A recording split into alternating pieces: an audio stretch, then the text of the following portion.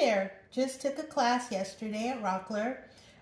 It was my first class bowl turning. This is made out of beech. It's got Mylands finish on it.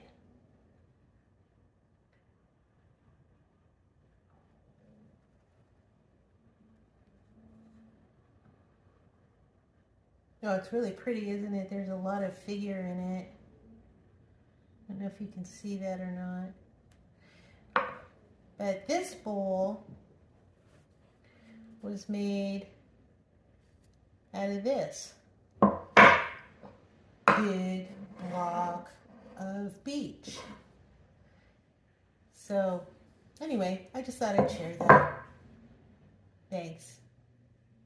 Oh, please like, subscribe, comment, or share. I'd like to get the channel a little further along than it is. Thanks. Bye.